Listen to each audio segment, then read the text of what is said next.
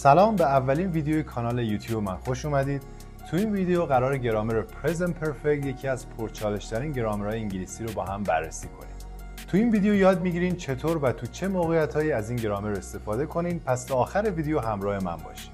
قبل از هر چیز باید با فرمول پرزنت پرفکت آشنا شین. سابجکت یا همون فاعل به اضافه have یا هست به اضافه ریشه سوم فعل یا past participle. این فرمول کلی پرزنت پرفکت. حالا past participle چی هست؟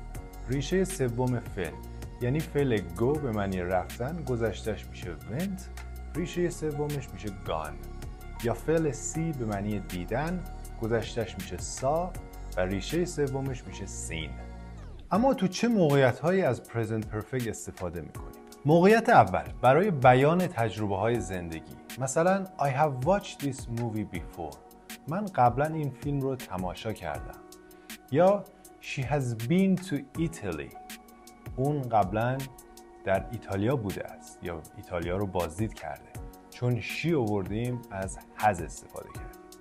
پس برای بیان تجربه‌ای که در گذشته رخ داده از present perfect استفاده میکنیم. مورد دوم برای بیان اتفاقات اخیر که خیلی وقتا تاثیراتش توی زمان حال هم هست. مثلا I have lost my keys. من کلیدهام رو گم کردم.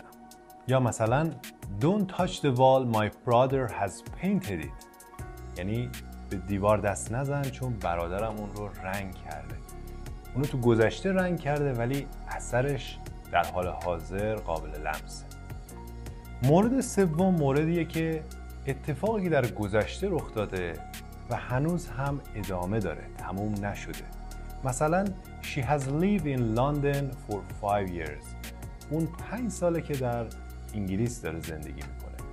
از گذشته شروع شده و هنوز هم ادامه داره.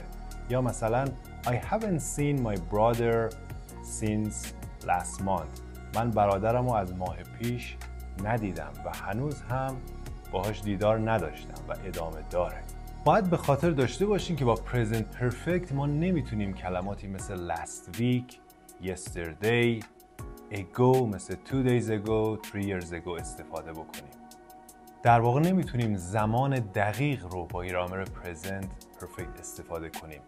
مثلا جمله I've seen this movie yesterday جمله غلطیه. باید بگیم I saw this movie yesterday. توی این ویدیو یاد گرفتیم که کجا و چطور از present perfect استفاده کنیم. اگه هنوز یه خورده این گرامر براتون گیج کننده است نگران نباشین، چون تو ویدیوهای بعدی با مثال‌ها و تمرین‌های بیشتری خواهم اومد و اون رو تمرین خواهیم کرد.